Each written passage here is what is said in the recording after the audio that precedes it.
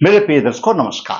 प्रिय दर्शकों, ऋषि ज्योतिष में मैं आपका दिल से स्वागत करता हूं और आपको बहुत धन्यवाद देना चाहता हूं कि आप मेरे वीडियो बड़ी उत्सुकता से देख रहे हैं। आशा करता हूं आगे भी देखते रहेंगे। दर्शकों, आज के इस वीडियो में हम बहुत ही महत्वपूर्ण विषय पर विचार कर रहे हैं। मैं आपका पूरा मार्गदर्शन करने की कोशिश करूंगा और मेरा आपसे आग्रह रहेगा कि आपको वीडियो अच्छा लगा है तो आप कमेंट्स बॉक्स में जरूर लिखिए, लाइक कीजिए। अगर आपको खराब लगता है तो डिसलाइक कर दीजिए, लेकिन कमेंट्स बॉक्स में आप कुछ लिखोगे तो मेरे ज्ञान की वृद्धि होगी। मैं आपके ज्ञान की वृद्धि की पूरी कोशिश से आपका ज्ञान वृद्धि करने की कोशिश करूंगा। दर्शकों, कभी कभी क्या होता है हमारे जीवन में, हमारी सोच के विपरीत होता है, क्योंकि मनुष्य जो है देव के अधीन है, ग्रह देवी है। मनुष्य कृत कर्मों का फल भोगना पड़ता है। ग्रह अपनी चाल चलाते हैं और मनुष्य अनजाने में भिन्न भिन्न प्रकार के रोगों से ग्रस्त भी हो जाता है या विपरीत परिस्थितियां पैदा होती हैं। अनुकूल परिस्थितियां प्रतिकूल में बदल जाती हैं और जय पराजय में बदल जाती है, सुख दुख में बदल जाता है, जीत हार में बदल जाती है और ग्रहों की चाल कर्मों का फल भोगने के लिए विवश कर देती है। ग्रहों की चाल को रोका नहीं जा सकता, ग्रहों की चाल को रोका नहीं जा सकता और ना ही उनके प्रभाव को मिटाया जा सकता है। हां, एक बात जरूर है, शास्त्रों में वर्णन मिला है और ब्रह्मा जी ने इन ग्रहों को ये आशीर्वाद दिया है कि शास्त्रों के अनुरूप उपाय करें तो हम बचाव कर सकते हैं, हम उनका बचाव कर सकते हैं, बाधा को कम कर सकते हैं और जीवन को अपना सुखी बना करके कुछ राहत की घड़ी प्राप्त कर सकते हैं। उनके प्रभाव को मिटाया नहीं जा सकता है कि सोचे पूर्ण रूप से मिटाया नहीं जा सकता, हां, लेकिन इतना किया जा सकता है अक्षयनशील होकर के उनका हम अपना समय निकाल देते हैं। इसी प्रकार में एक दोष आता है हमारे शरीर में, हकलाहट, तुतलाहट, वाणी विकार, यानी वाणी संबंधित विकार आता है। वाणी विकार, कटु वाणी होती है वो अलग बात है, गुस्से वाणी अलग होते हैं, लेकिन हकलाहट, तुतलाहट आप समझते होंगे, अलग अलग भाषाओं में अलग अलग बोला जा सकता है, वह वाणी विकार है। सामान्य दिखने वाले ऐसे रोग असामान्य परिस्थिति को जन्म दे देते हैं और कभी हम देखते हैं कि अच्छी बौद्धिक क्षमता वाले भी व्यक्ति इन विकारों के कारण आई हुई हीन भावना के शिकार हो जाते हैं और अपनी बौद्धिकता प्रकट नहीं कर सकते सामने वाले के सामने। क्यों? उनकी बोलने की शक्ति वो नहीं होती है, स्पष्ट वक्ता नहीं होते, स्पष्ट उच्चारण नहीं कर सकते, रुक रुक करके बातें निकलती है, नीचे से ऊपर तक कई प्रकार की इस तरह से हीन भावना आ जाती है। दर्शकों, वाणी का यह द्वितीय भाव है। द्वितीय भाव धन का भी है, कुटुंब का भी है, वाणी का भी द्वितीय भाव है और मुंह का द्वितीय भाव, खान पान का भी यह द्वितीय भाव है। द्वितीय भाव वाणी का भाव है, भाव का स्वामी और कारक ग्रह। आपके भाव में कोई राशि है वो भाव का स्वामी होगा और द्वितीय भाव का स्थायी कारक ग्रह गुरु है। अगर भाव में पीड़ित हो, भाव का स्वामी पीड़ित हो, अशुभ स्थिति में हो और कारक ग्रह गुरु भी अशुभ स्थिति में हो तो वाणी विकार बन जाता है। छठा भाव रोग का भाव है। अगर छठे भाव का स्वामी यहां पर हो तो और परेशानी बढ़ जाती है, तो रोग आ जाता है, वाणी का योग आ जाता है और भी कई योग आ सकते हैं। आज हम बात करेंगे सिर्फ वाणी विकार के लिए, हकलाहट तुतलाल के लिए बात करेंगे। छठा भाव का स्वामी रोग का भाव, जैसे मैंने आपको बताया, द्वितीय भाव में हो और द्वितीय भाव पीड़ित हो तो समस्याएं आ जाती हैं। रोगेश रोगेश मतलब छठे भाव का स्वामी द्वितीय भाव में हो और बुध वाणी का कारक है। आपकी कुंडली कोई भी हो, बुध की कुंडली में कहीं पर भी अशुभ स्थिति है तो बुध वाणी का कारक है। अभी हमारे सामने 3-4 चीजें आए। द्वितीय भाव का स्वामी, इनकी अशुभ स्थिति है तो आएगी।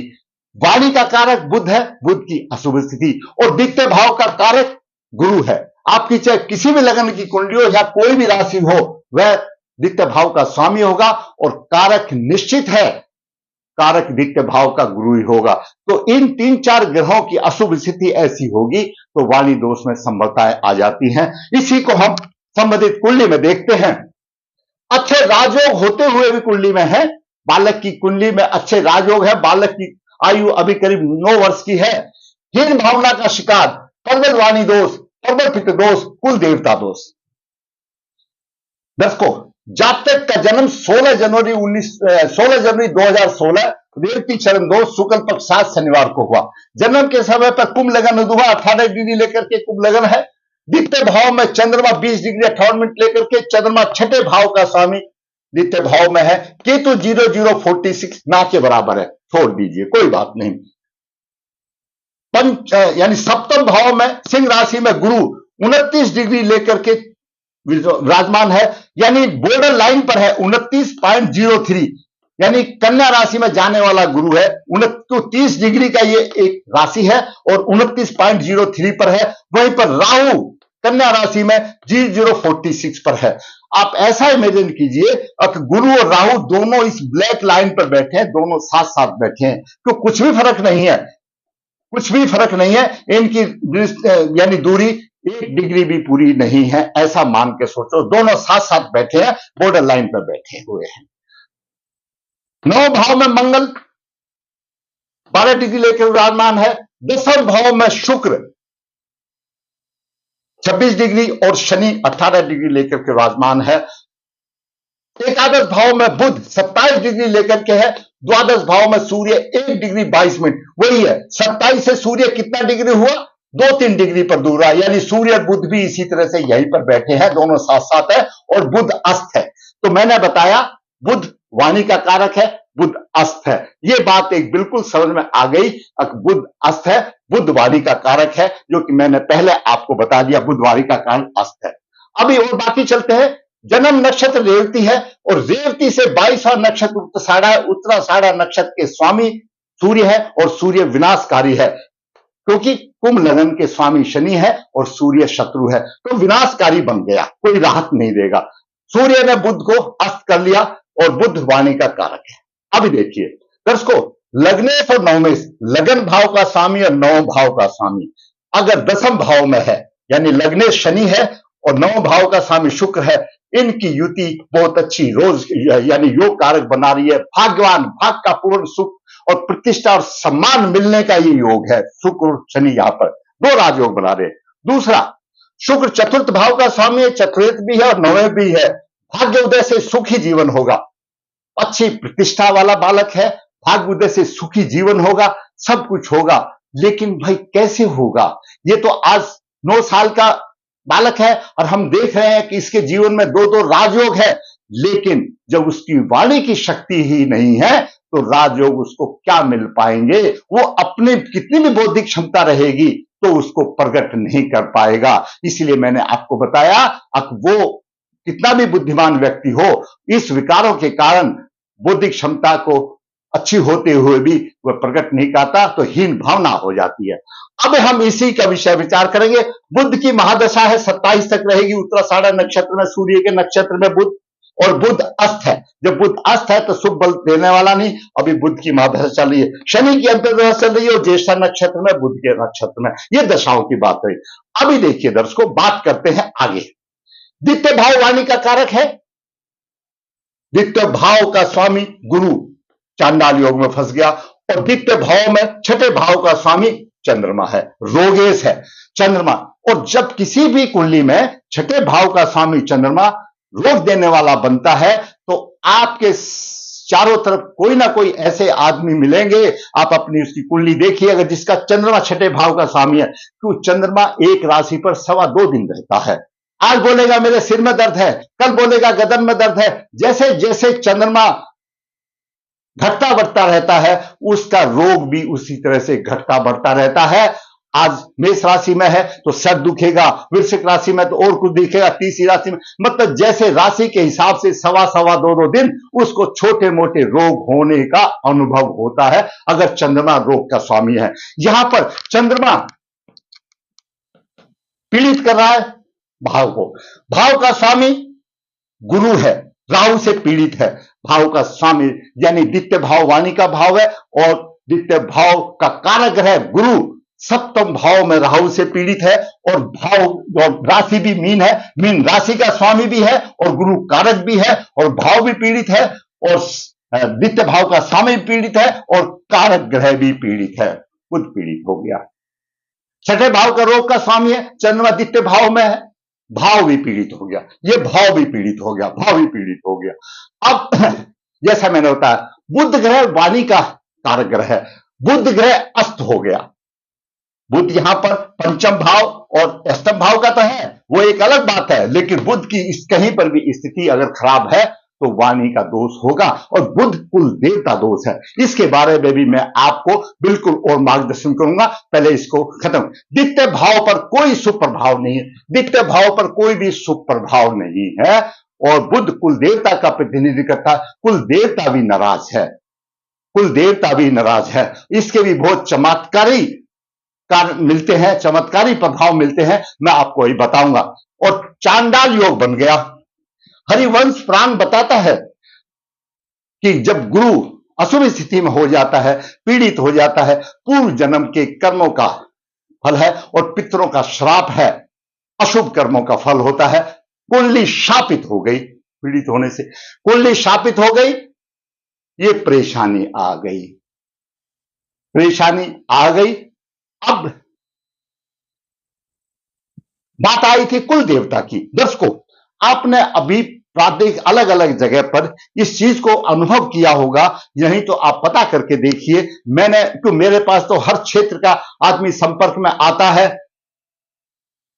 कहीं कहीं पर कहते हैं वो माता शीतला माता जी हैं, उनके ऊपर चांदी की जीभ चढ़ाओ, कुल देवी है किसी की, और उसका प्रभाव मिलता है। वो बुध ग्रहों में बुध कुल देवता का प्रतीक है, वाणी का कारक है, बुध नाराज है, तो उसको भी उपाय से ये दूर होते हुए देखा है। क्योंकि दूसरे रूप में जब हम बताते हैं, हमने अपनी धार्मिक मान्यताओं के आधार पर उस अमुक मंदिर में ये चढ़ाने से होगा, तो कुल देवता वाला गया है। एक चीज और यहीं पर मैं बता दूं, जो मेरे मुंह पर आई है, ज्ञान में आई है, आप कैसे भी हो, आप दो का अनादर नहीं कर सकते। कौन? एक आपका कुल देवता और दूसरा पितृ देवता। ये सबसे बड़े आपके देव है। जहां आपने पितरों से मुंह मोड़ा, पितरों का अनादर किया, उनके नित्य कार्य नहीं किए, तो आपको रोड पर लाके खड़ा कर देंगे। दूसरा है कुल देवता।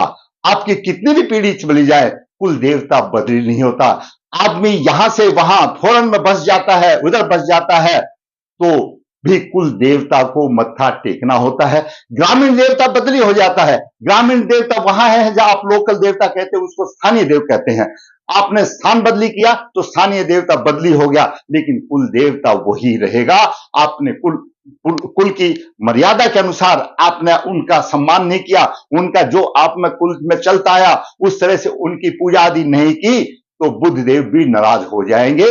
और उसका प्रभाव जब मैं बोलता हूं ना, मैं आपके लोग बोलते हैं, आपने भी सुना होगा, उस देवी देवता के मंदिर में जाओ, वहां पर जीभ चढ़ाओ, गुड़ चढ़ाओ, गुड़ चढ़ाओ, मिठास आ जाएगी। उसे कुल देवता की वजह से है। तो पृथ्वी स्वरूप में तो भगवान है हमारे, पितृदेवता और कुल देवता, तो इसको मैं बता दिया। अब थोड़ा सा उपाय की बात करते हैं। सूर्य को नियमित अर्घ दे तो बुध का पीछा छोड़ेगा भाई, अर्घ दे। बुध का रत्न धारण कर सकता है, बुध का रत्न धारण करे भाई, लेकिन ये सब होगा जब शापित दूस कराने के बाद होगा। आपका कोई भी कुल देवता है, आपकी कुल की मर्यादा के अनुसार उसमें जो आपका चल रहा है, उसकी आराधना कैसे करते हैं, उसको आप कभी ना छोड़े।